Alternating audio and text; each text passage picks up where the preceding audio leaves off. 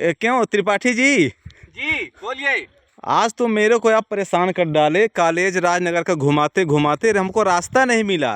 ये जहाँ देखे पानी भरा है। अरे इधर देखिए ना, इधर देखिए, ये रास्ता इस देखिए। इसमें कैसे चल पाऊंगा मैं तो? ये जो मध्य प्रदेश छत्तीसगढ़ के कोने में बसा हुआ एक नगर परिषद क्षेत्र है और शिक्षा का मंदिर जिसको कॉलेज कहा जाता है।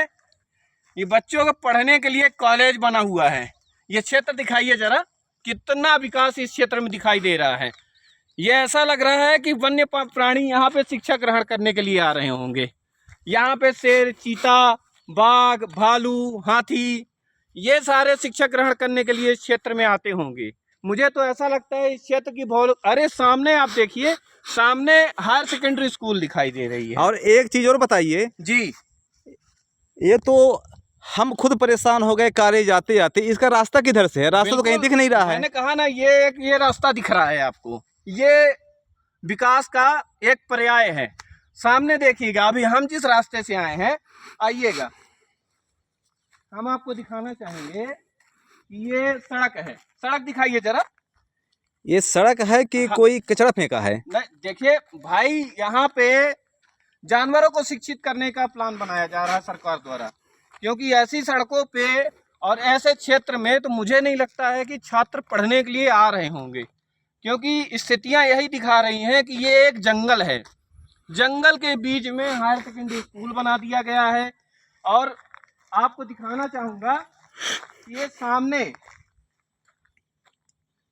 क्या लिखा है, शासकीय महाविद्यालय राजनगर, जिला अनूपपुर, मध्य प्रदेश। यहाँ पर राज्य के जो शासन में राज्य मंत्री हैं, स्वतंत्र प्रभार कुटीर एवं ग्राम उद्योग विभाग, मुझे तो ये लगता है उनका विधानसभा क्षेत्र है ये। उनके विधानसभा क्षेत्र में शिक्षा का ये आलम है। यहाँ पर ऐसा लगता है कि जानवर आ रहे हैं। मुझे तो नहीं लगता है यहाँ पे छात्र पढ़ने के लिए आते भी होंगे।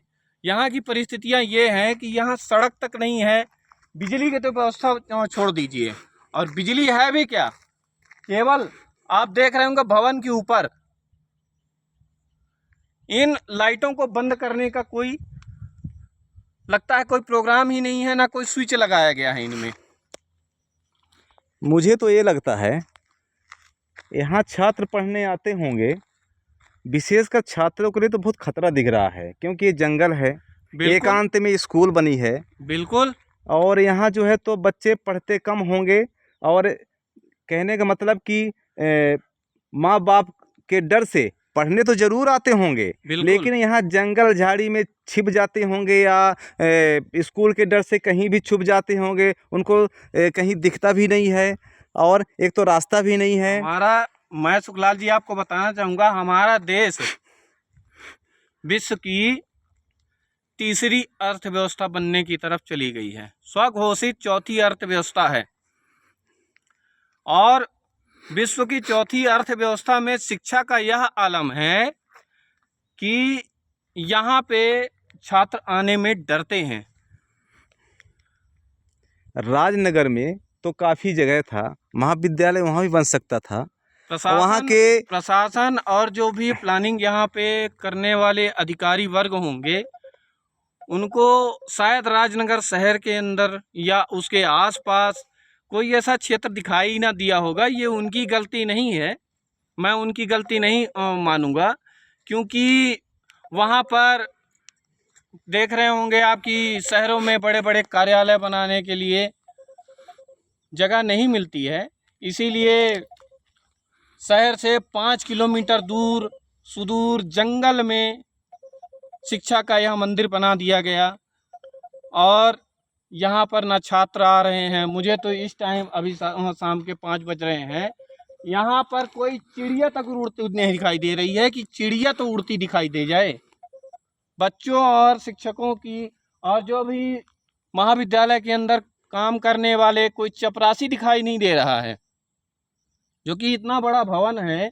कोई भी उपद्रवी तत्व आ करके यहाँ पे भवन को क्षतिग्रस्त कर दे, या तो कोई कुछ भी हो जाए, इतनी बड़ी संपत्ति है, संपत्ति में एक चोरी की घटना हो जाए, इसकी सुरक्षा के लिए कोई चौकीदार भी दिखाई नहीं दे रहा है। क्योंकि ऐसी परिस्थितियों में कोई व्यक्ति अपनी जान को खतरे में डाल करके यहाँ अपनी नौकरी करने के लिए लगता है इच्छुक नहीं है। तो मेरा तो कहना यही है, और मैं आश्चर्य हूँ कि सरकार क्या सोच रही है, बच्चों को कैसा भविष्य देना चाहती है कि शिक्षा का मंदिर ऐसे जंगलों में बना दिया जाता है, और जो शराब के ठेके हैं भरी आबादी के बीच में, मंदिरों के बीच में। अभी आप लोग देखे होंगे जो पुराना हायर सेकेंडरी स्कूल है राजनगर बस स्टैंड में, उसके एकदम भवन से लगा हुआ ही शराब का ठेका चल रहा है। तो शराब के ठेकों को तो सरकार शहर के बीच में चलाएगी, पर जो शिक्षा का मंदिर है उसे ऐसे ही जंगल में फेंक दिया जाएगा। क्यों? क्योंकि बच्चों को अच्छा भविष्य सरकार देना नहीं चाहती है।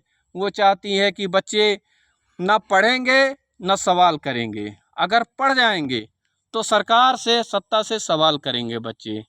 तो मेरा सरकार से यह कहना होगा और अपील होगी कि अपनी इस मानसिकता से बाहर आएं और बच्चों के भविष्य को ध्यान में रखते हुए गंभीरता से सोचें।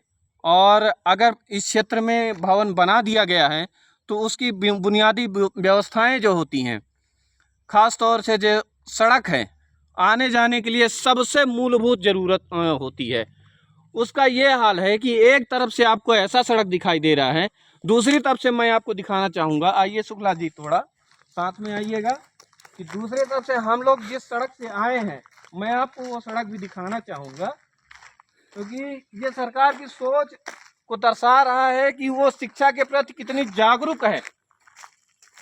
एक तरफ तो हम विकास का नया नया उदाहरण दिखाते रहते हैं, केवल जो औद्योगिक विकास होता है, जो निजी तंत्र के द्वारा बनाया जाता है। ये देखिए, हम लोग ऐसे सड़क से आए हैं, ये किन्हीं की जमीन है, यहाँ पे धान की रुपाई हुई है, इसके मेड़ से होते हुए हम लोग, ये देखिए, इसमें तो बच्चे फिसल कर होते हुए हम लोग आए हैं। इसमें तो बच्चे फिसल गिर सकते हैं, हाथ पैर टूट सकता है। अब ये देश जो विश्व की चौथी इकोनॉमी है, वहाँ एक महाविद्यालय में आने के लिए, जहाँ पे पढ़ के बच्चे देश का नाम रोशन करते हैं और कई ऐसे क्षेत्रों में उत्कृष्ट कार्य करते हैं जिससे देश का नाम रोशन होता है, उन बच्चों के लिए ऐसी सड़क की व्यवस्था की गई है। आप देखिए, चारों तरफ खेत खलियान है, खेतों के बीच में इतना बड़ा भवन बना दिया गया है। ना तो इसकी सुरक्षा है, ना तो सड़क है, ना कुछ है। सामने हम लोग देख रहे हैं हायर सेकेंडरी स्कूल है, वहाँ का भी यही हाल है। अभी मैंने पिछले अंक में वीडियो में यह बताया है कि उस भवन की क्या हालात हैं। अभी ये दोनों भवन इसी साल निर्मित हुए हैं, शायद लोकार्पण भी अभी हुआ होगा, क्योंकि मैं चाहूँगा कि इसके बारे में हमारे जिला उपाध्यक्ष महोदय भी थोड़ा सा प्रकाश डालें और अपने जो मन में उनकी जो बातें चल रही हैं ऐसी शिक्षा व्यवस्था के लिए, वो भी अपना प्रकाश रखते हुए अपनी बातों को कहेंगे।